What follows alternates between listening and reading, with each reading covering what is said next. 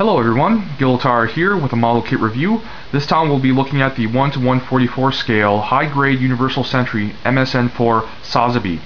Now this will be a two-part review. In part 1 I'll go over the model kit details, accessories, and articulation. In part 2 I'll go over any other details that I might have missed, the pros and cons, and my final thoughts on this model. Now I'm starting off with a size comparison because it is a significant point of this model kit. It is a 1 to 144 scale model. However, the Sazabi in the fictional world is rated, or rather measured in as a 25.6 meter tall mobile suit. So if we look at another 1 to 144 scale model, the RX-782 here, which is 18.5 meters, you can see that there is definitely a significant difference in height. So I'll move that guy to the side for now. To the Sazabi's left, we have the master grade 1 to 100 scale RX-782 1-year war version, and again this is an 18.5 meter but at 1 to 100 scale, and even then it only barely shows a height. Actually, if you count the Sazabi's fin here, it could be considered taller than the 1 to 100 scale kit here. So actually, yeah, I mean the Sazabi, even at the shoulders, is nearly at the head height of the RX-782. So yeah, this is a really big model. I didn't realize that until I put these two models side by side here. Now the model came out originally in 2008 in June, so a few months after the RX-93 new Gundam model kit in the high-grade Universal Sentry line.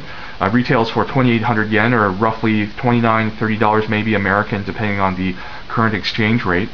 And well, I guess I'll start off with the accessories.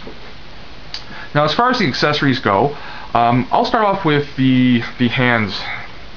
First of all, we do have a left hand with spread fingers for a more interesting pose if you want.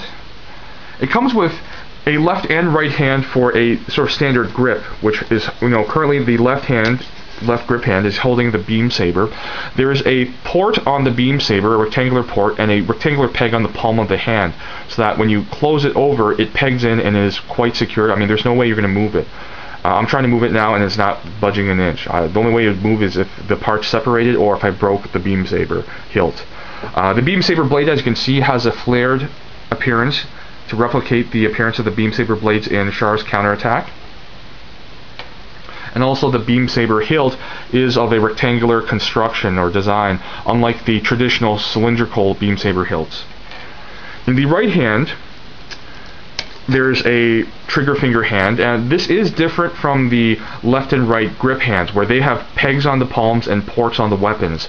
For the trigger finger hand, it actually has a port on the palm and a peg on the grip of the rifle, of the weapon itself. But regardless of it being switched around, it creates the same effect where you have a really strong, secure grip of the weapon. You're not going to see it droop at all. Now as far as the beam rifle, it is quite blocky, pretty plain in appearance because of the overall black coloring. There are some nice surface details, but this looks like more of a utilitarian military weapon. It's not fancy, doesn't have a lot of gadgets or anything hanging off of it. It's simply a large, imposing cannon, basically. And for example, the top tubing here, I believe these bits are supposed to be red, maybe. So you can paint them in to give the appearance more interest and make things pop. You could also do some panel lining or probably dry brushing to bring out the rest of the sculpted details. But it's a pretty nice weapon, all things considered. Now I'm going to move on to the shield in a moment here, but I'm removing the shield to show one more sort of handheld weapon before anything else. As you can see, housed here is a sort of axe-like weapon, and in fact it's not an axe, not yet. It's actually just a hilt or a handle. These axe-like components on the top are basically emitters, I believe. Now, one of the modes that this weapon can take on is a heat hawk-like weapon. It's a heat or a beam blade, or a blade or a beam axe beam hawk, which when you clip it in, it takes the appearance of an axe. Very nice, again with the clear plastic yellow.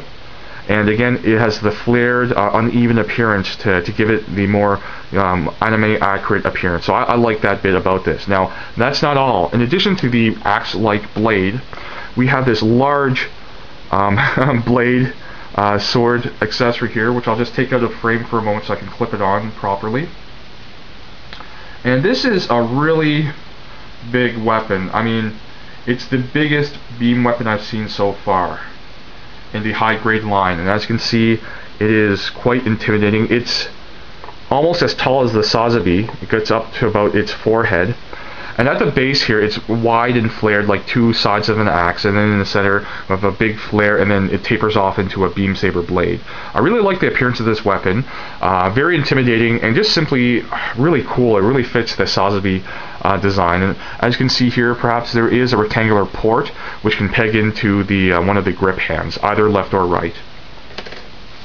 The shield itself is pretty standard. It has a clip that can rotate, two pegs side and back for alternate positioning, and then a rectangular peg in the middle to peg into the back of the forearm, either one near the elbow where there's a rectangular port.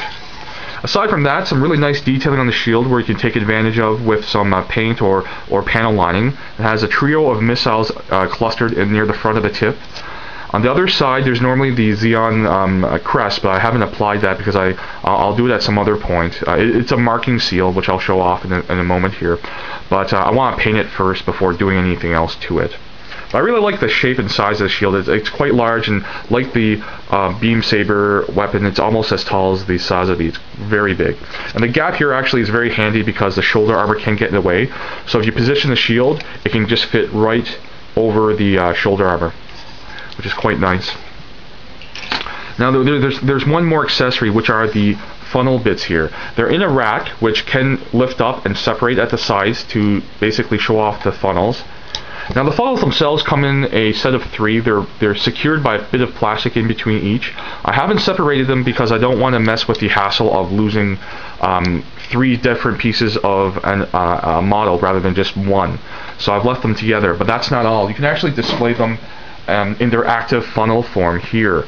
Now I haven't taken them off yet, but Prom92, who did a great review of the Sazabi, showed how she did a scratch built sort of stand for these funnels by using the clear yellow plastic bits of the runner, and I'll link her review video in the description because it's a great review, and I think that's a really creative way of using extra parts from a runner to sort of enhance the appearance of your model kit.